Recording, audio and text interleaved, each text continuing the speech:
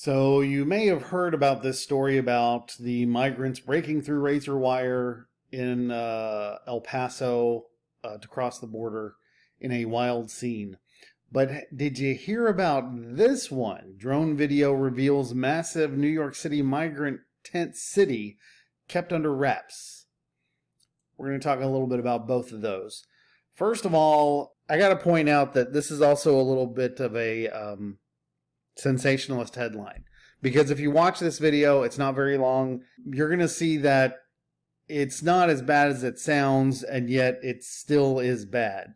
So if you watch the video, there's this tussling going on, and there's I'm assuming these are U.S. border agents, or maybe these are Mexican border agents. I'm not sure.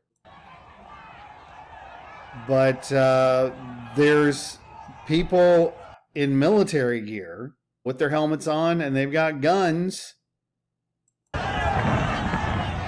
And these people are pushing and shoving on the people who are wearing military garb, and they've got guns. And somehow they break through. And I'm not advocating violence, but what are the guns for? If this is going to happen and there's no bang bang. But here's where I say it's sensationalist. So if you read this headline, over 100 migrants break through razor wire, knock down guards as they illegally cross El Paso border in wild scene. Well, they didn't get very far though, because apparently, I'm assuming this is the U.S. side. And I'm assuming this is what we call the wall, or maybe it's just a big gate made of metal that seems to have stopped them. So why don't we have more of this along the border as well? I'm sorry if I sound a little exasperated, because this whole border crisis thing, I mean, the fact that they even call it a border crisis is absolutely preposterous at this point. This is an invasion. This is being facilitated and funded with U.S. taxpayer money. And this is not ineptitude. This is intentional, and it can't be for any good reasons. And it seems obvious that it's for, at the very least, destabilizing the interior of the country, destabilizing the society here. But I digress. So let's take a look at this other one from Zero Hedge. Drone video reveals massive New York migrant tent city. According to a recent AFP news report, large white tents full of Central and South Americans, Africans, Chinese, and Russians are packed like cattle on one of the runways at Floyd Bennett Field. It's hard to say how many migrants are in the tent city, but some figures put it at nearly 2,000. And apparently this is in South Brooklyn, I think. So this is a map of New York. There's Manhattan, Brooklyn. Yeah, South Brooklyn. Floyd Bennett Field. And they talk about how the corporate media seems to be ignoring this story. And there's some drone footage, which I will show a little bit of. This is from a fellow named Henry Facey. His handle is @InfoUncensored, and he apparently snuck into the facility and took some footage both on the ground and some drone footage. So let's take a quick look at this. Why is Randall's Island Migrant Center being hid from the media? I snuck past security to find out for myself, to see one of 5 residential tents. Here's the one I entered from a drone. And here's me actually walking through the front entrance on the ground. Here's some decent B-roll I shot from the center of the tent looking at the cots. And personally, my favorite shot, the American Red Cross blanket. Here's sitting down on the cot next to the blanket, looking left and now right.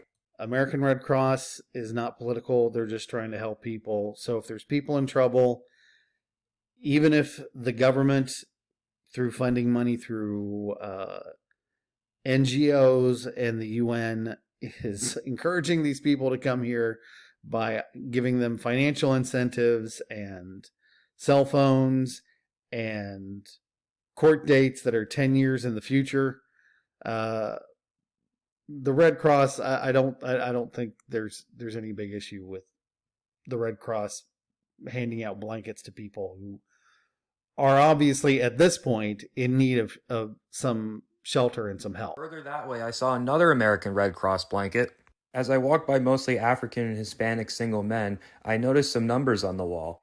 Okay, that is a significant point, actually, and I don't think it should be glossed over. Single men, and these are, and I've seen this on other stories too, where people have observed at the border that these are not the story of the mother with the 2 kids and the 3 kids. There is a component of that, but they seem to be a majority fighting aged men that are coming across the border. And I think that's an important thing to keep in mind, especially when you hear people talking about the situation and calling it a migrant crisis. I try to slow down to get a good picture. Here's a shot of it.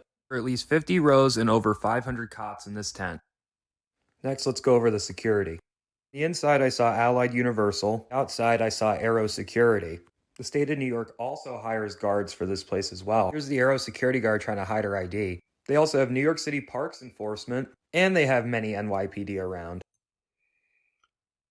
That's a lot of security for people who technically have not entered here legally. I'm sure that's going to get this video. This video is going. Nobody's going to see this video at this point with what I've covered. But if you're here, thanks for watching. Let's continue. That's 5 layers of security. Next, onto the equipment. There are at least 20 56 kilowatt diesel generators on site. Most are being supplied by Sunbelt Rentals. There are That's not cheap. also many Allman Maxi Heat diesel heaters on site, as well as EquipmentShare.com Generac mobile lighting systems. They're found absolutely everywhere. There are also many mobile restroom units on site, each with their own water supply, and in the middle tent is 24-hour food service. The estimated cost of all this is In the middle tent is 24-hour food service. at least $250 million a year. So apparently, this facility is costing the New York taxpayers, and I've got something to say about that. The New York taxpayers, $20 million a month, or $10,000 for every migrant. And Mr. Info Uncensored says at least $250 million a year, based on a story from the New York Post in August of last year. Let's be clear, New York taxpayers are not the only ones that are footing the tab for this. There's federal dollars pouring in, so it's the entire country. But let's continue. Or just about $685,000 a day. What are your thoughts on the city spending this much money on this? Where would you rather see this emergency funding being spent? Let Mayor Adams know. So, this, to me, is the bigger story than this one that seems to be going viral. At this point, for anybody to believe that this is just ineptitude, that Biden and his administration and Secretary of DHS Mayorkas are just inept. It's just a ridiculous idea to even think that that's the case at this point. This is intentional. They are intentionally destabilizing this country from within and trying to tear us apart. This is not the only method they're using, but that's what this really has to do with.